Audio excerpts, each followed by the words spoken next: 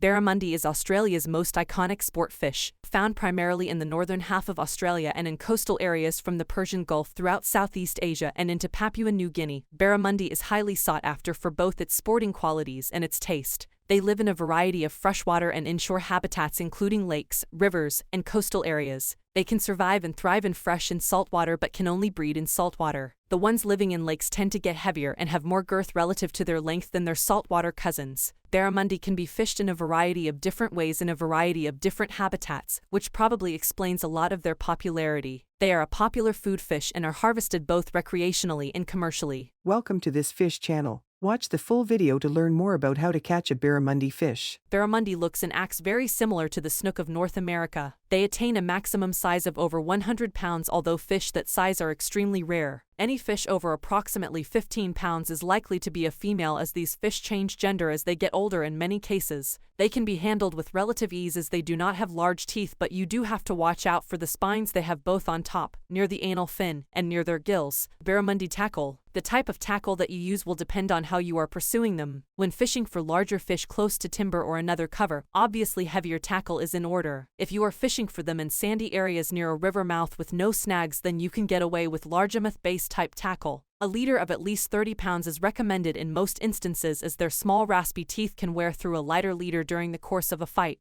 Barramundi techniques. Barramundi can be fished successfully with bait, lures, and flies. I have not fished for them with bait, but from what I understand it generally involves using either live or dead bait, and casting into likely spots around the turn of the tide. However you fish for them, you want to fish where there is moving water, so plan your trips around tides. They are kind of lazy and want to feed with the least effort possible, so they position themselves where food is going to drift by them. Also, once you find a school of them, it is worth continuing to pepper them with lures or bait, as they can sometimes turn on after being cast at for a long time. The wind sometimes shuts them down and they do not like rough conditions. Casting into snags and mangrove creeks is a popular way to fish for them. They will not chase a bait far, so you have to be pretty accurate with your casts, and get your bait or lure right up the current of the snag and let it drift past with small twitches. Then let it hang right in their face and wait for them to boof it. If a fish bites, you will need to pull it out fast before it tangles you up in the timber. If the water is too high, the fish become difficult to catch because they retreat into the mangroves and cannot be reached.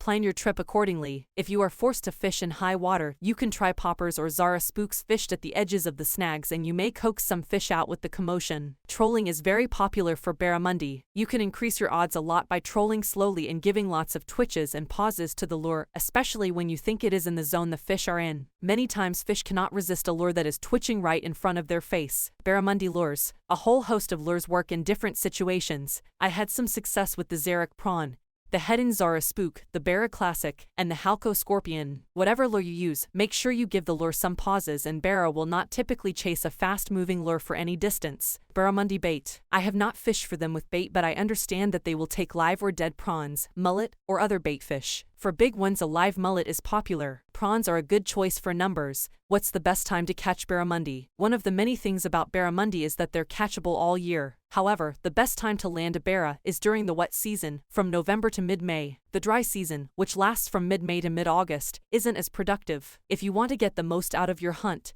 then hitting the water from March to May is your best bet. That's when barras spawn, so they're at their hungriest and most comfortable due to the near-ideal water temperatures. When it comes to the best time of day to catch barramundi, low-light conditions are the way to go. Just before sunrise and after sunset can be excellent. Night fishing is another good option because barras are braver then and they come closer to the surface to feed. Target them during the ebb and flood tide. This is when their food comes to them and they're more heavily congregated in shallow areas. What is the best bait for barramundi? There's a general consensus that barramundi responds better to live bait than to lures. This has to do with the fact they're apex predators and they can't resist the movement or the smell of injured bait fish. Even during the dry season, when barras are at their most sluggish, well-presented live bait can spur them into action. Mullet is the go-to choice of barra fishermen, especially potty mullet. Other popular options include minnows, freshwater prawns, and shrimp. Even perch and barra frogs can work very well if you're fishing the watershed that has them. Where can I fish for barramundi? The most popular barramundi fishing destinations are in North Australia, though there are barramundi farms all over the continent. Still, the Northern Territory, Western Australia, and Queensland have the best barramundi-rich waters. Let's see what some of them are. Cairns, if it's urban fishing you're craving. then Cairns is one of the best places to target beras. Here, you can go after your prey in nearby lakes like Lake Tinaroo, or cast a line from the beach and land yourself a nice specimen. Dundee Beach. The Northern Territory is famous for its barramundi action, and Dundee Beach justifies its reputation. Here, silvery saltwater beras abound throughout the year, and there is plenty of other game fish to catch as well. Darwin, the capital of the NT, has a lot to offer to prospective anglers. You can fish for barramundi straight from the harbor or head to the Kakadu National Park, where fishing action is hot most days of the year. Kimberley, for anglers who'd like to head out into the wild and catch themselves a trophy barra, the entire region of Kimberley is promising. There are many tidal rivers and creeks to explore, especially Fitzroy and Lower Ord rivers. St. Cloud, Florida, surprise. If you don't have the time to travel to Australia, you don't have to. There's a small barramundi farm in Central Florida, the only one of its kind on the continent.